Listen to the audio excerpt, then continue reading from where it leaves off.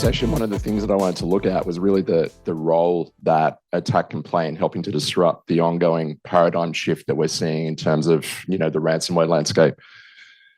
A topic that obviously is front of mind for, every organization. It still surprises me after many years in the industry that it's a topic that we still haven't licked yet, and it still continues to evolve week on week, day on day. After that great introduction, I'll keep this one really sweet, really short and sweet, I should say. I've been lucky enough to be in the cyber industry for about 17 years. I've worked in a myriad of different roles, specializing largely in threat hunting, intelligence, and almost every facet of security operations in between. I think threat hunting and intelligence to me is fascinating, very, very much inextricably linked. And the role of intelligence, and certainly attack, is critical to helping to disrupt the adversary. So by way of a quick agenda, I'm going to start with just a brief level set on, what the threat landscape looked like in the last year, some of the key trends to take out of it, and what some of those key trends are actually doing in terms of driving the approach that we need to take to mitigating the advancing threats that we're seeing. I'll talk a little bit about the concept of speed, particularly with respect to how it's critical in outpacing the adversary. I'm going to look a little bit beyond the CVE. I'm pretty confident John took some of my lines before. It's almost like he wrote some of my slides, but we'll see how we go. Talk about the role of hunting, because I don't think you can have a conversation around intelligence or around attack without talking about the role of that hunting plays. And then finally, I'll wrap up with a brief call to action as well. So if we look back at 2023, like all the years before it, was one that was full of very, very interesting trends and takeaways. But I think the one that I want to call out in the interest of brevity is really this advancement that we've seen around zero-day acquisition and development, particularly on the part of e-crime adversaries. The notion of and the use of CVEs, the use of vulnerabilities to gain initial access isn't new. But it's kind of interesting to see the way that adversaries have moved away from or beyond waiting for new vulnerabilities to be disclosed, and they've gone for the advanced method of trying to develop their own, trying to roll their own, and trying to acquire them themselves. And I'm going to talk about that a little bit more in a second.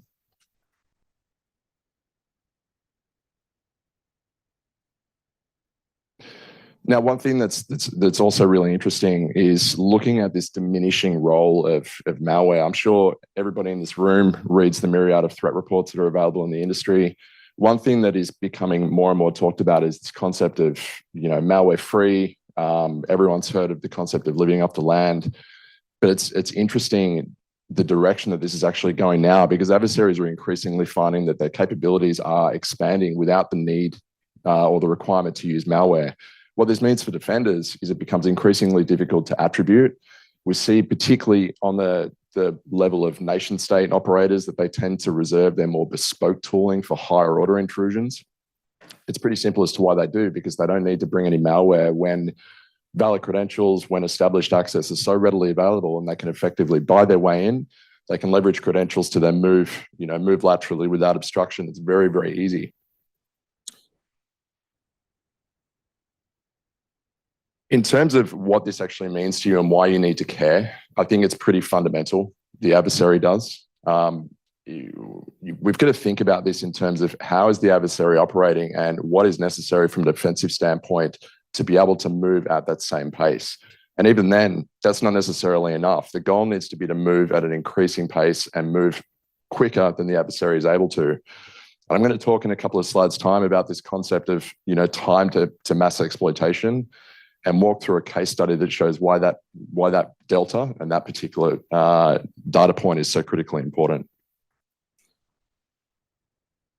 So it brings us to this concept of outpacing the adversary. Most of you will have heard and read a lot about the Progress Software MOVEit compromise that happened last year. Now, this is a really interesting one from a case study perspective, because it wasn't your standard opportunistic ransomware attack that we see week on week. This is one that was highly targeted, very, very carefully considered, and involved a multi-stage exploitation process. So there's a lot of learnings to take away from it. I think a lot that we can use and adapt as defenders to help to hone our defenses.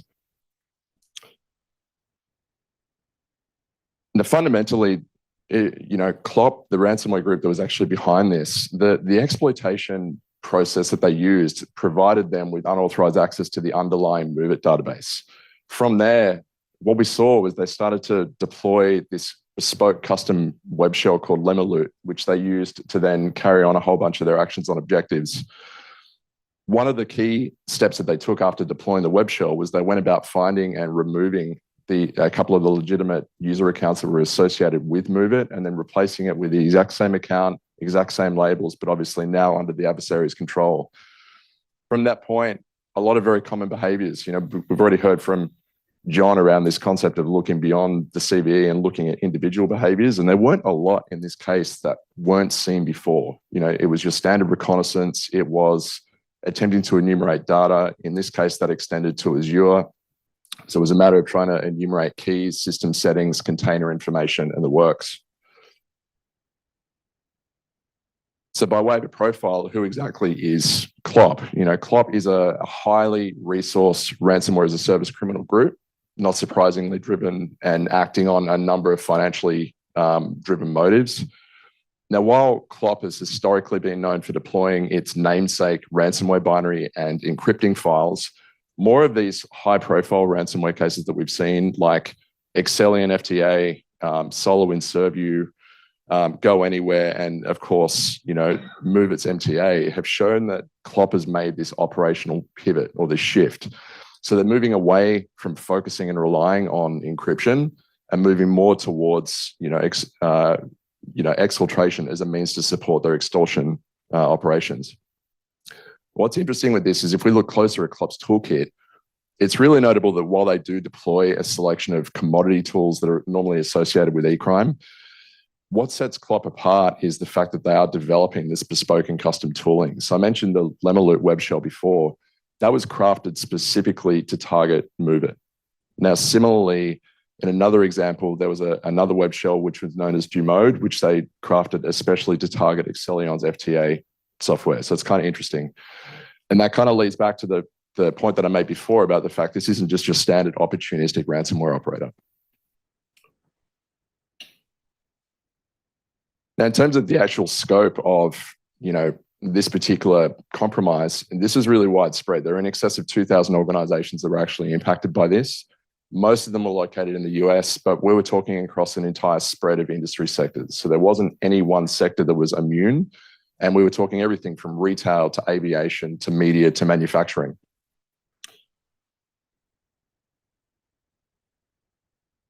Now, this is also an interesting part. We also weren't just talking about a single vulnerability. A lot of the time when we're hearing about these intrusions, it's one vulnerability that the adversary got lucky with. They got in, they went after their actions on objectives, job done.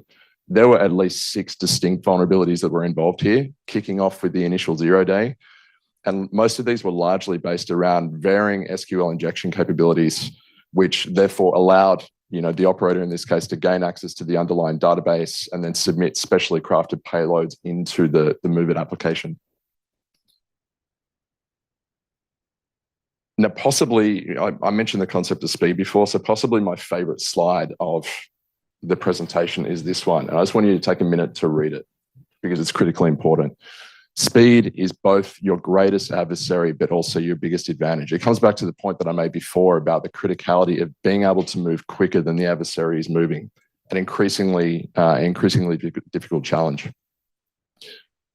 Now, in terms of that multi-stage exploitation process that I mentioned before relating to CLOP, what we have here is a vulnerability timeline that captures a couple of the key milestones that I find really interesting associated with this compromise. A couple of things worth calling out here, especially if we focus in on the initial 0 day, which was disclosed as, I think, 2023 34362. I think the most concerning and interesting aspect is if you look at the far left, and I realize it's a little bit small, it's the event from July 2021, which was the point where CLOP began manual testing and experimentation with the initial MOVEit 0 day. Now, just under 12 months later, they switched gears and they started to move up into slightly larger scale automated means of testing against more vulnerable entities. From there, after 2 years of testing, it was around 6 days from the time that CLOP began mass exploitation to the time that the vulnerability was officially disclosed on the MBD. So effectively, the takeaway from this is Klopp had this 0 day in their possession for 2 years before any defenders actually knew about it, and they were testing it to make sure that they could operationalize it with full effect. Now, as we continue the thematic of speed, again, adversaries are really continuing to up the pace of their operations.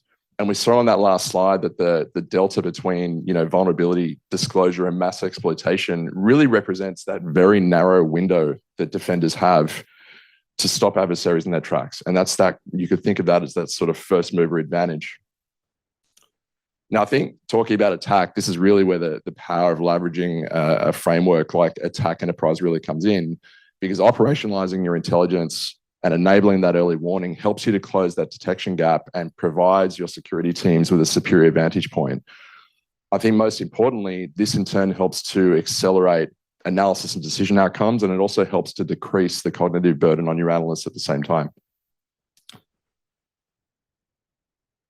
Now, I mentioned this concept before of looking beyond the CVE. Now, again, in the last 12 months, there's been in excess of 25,000 new vulnerabilities disclosed in a single year alone. And that's built on by the fact that there are also over 50 unique 0 days. Now, think about that in terms of the challenge that a lot of your security teams are facing day on day. Now, don't overlook the fact that adversaries continue to leverage and have access to numerous historic vulnerabilities that remain unpatched. And this is something that I don't think is likely to change anytime soon.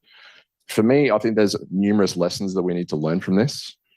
Now, something that stands out to me is not only the rapidly increasing number of vulnerabilities that are actually being disclosed, or the speed at which adversaries are actually operationalizing those vulnerabilities, but it's actually the commonalities that are evident in the post-exploitation activity that commonly follows.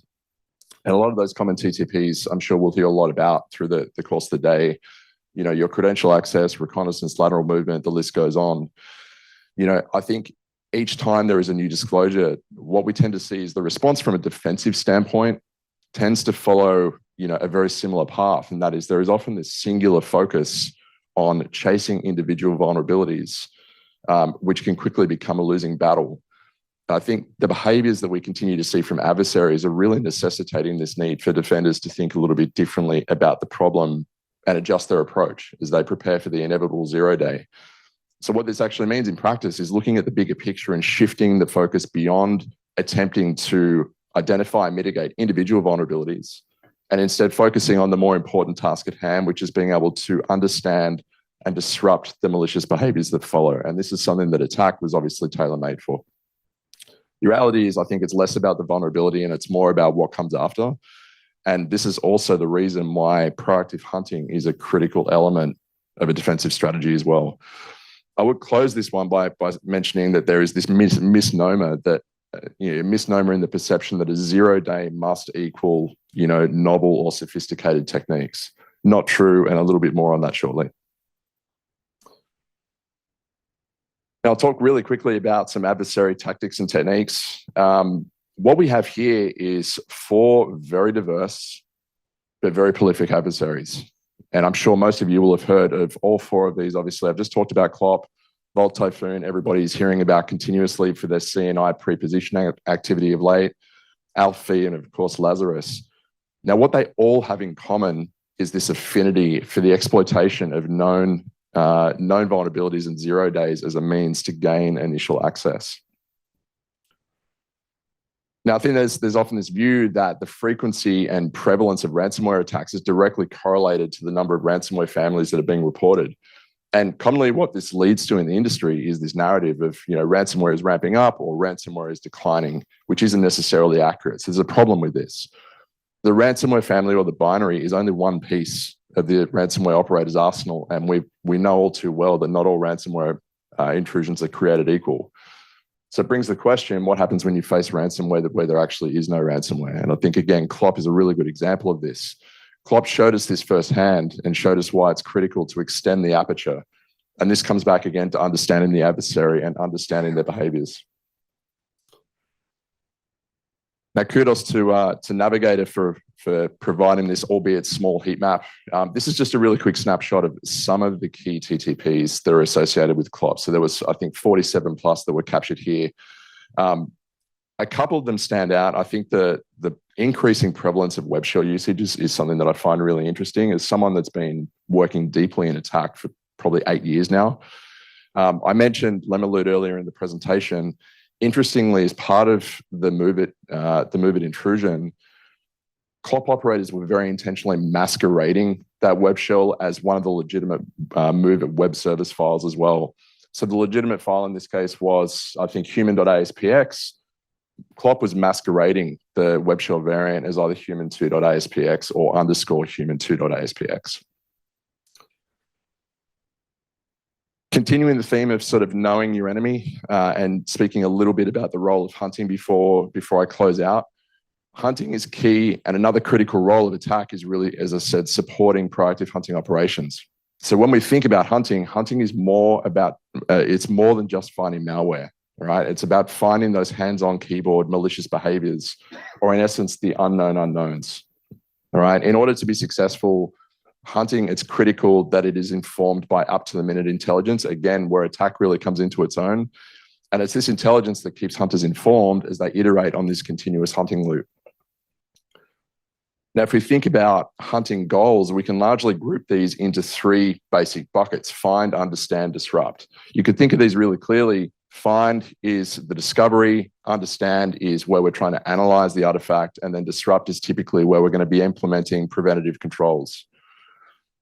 And now real-time intelligence and frameworks like attack empower threat hunters to, really efficiently execute, and iterate on this targeting loop that provides, the critical answers and the actionable context that allow defenders to first understand who or what the adversary is targeting and how.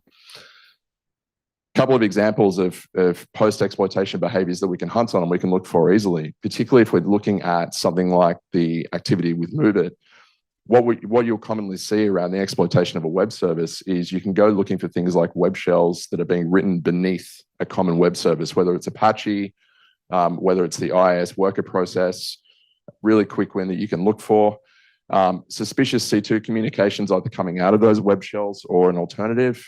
The use of cloud file sharing tools is also really, really prolific now. Whether it's Dropbox, whether it's Mega, you can look for the use of tools that aren't expected on a system like MegaSync, like rclone, etc. Lots of ways that you can look for it. This is a quote from retired Joint Special Operations Commander General Stanley McChrystal. And what I find interesting about this is it really aligns to what's critical from a hunting perspective for a defender. The parts that are the kind of key that I want you to take away from this is, you understand what the target is, you take what you can from it, and then you go back and you cycle again smarter. And this kind of really feeds into, if we think about hunting, once we understand the adversary's behaviors, we should have detections in place. We should be continuously using the outputs of our discoveries to feed improvements in our detection capabilities. A little bit on the hunting loop here. I won't get into this too much, but the key takeaway from this is really making sure that as we hunt as well, we are doing it on this continuous iterative cycle. It's not a one-time exercise. It's not a point-in-time exercise. It needs to be continuous. Now, in terms of, again, how you can go ahead and you can hunt web shells, there are a couple of really neat resources in the wake of the CLOP activity that were released, particularly by CISA. This is an example of one of the YARA rules that they published that allows you to go ahead and do some proactive hunting, looking for potential indicators that were associated with that Lemaloot activity that I talked about earlier. Now, to close out, I want to leave with 3 key calls to action: inform, enrich, hunt. When we think about intelligence, when we think about attack, inform your defenses with intelligence.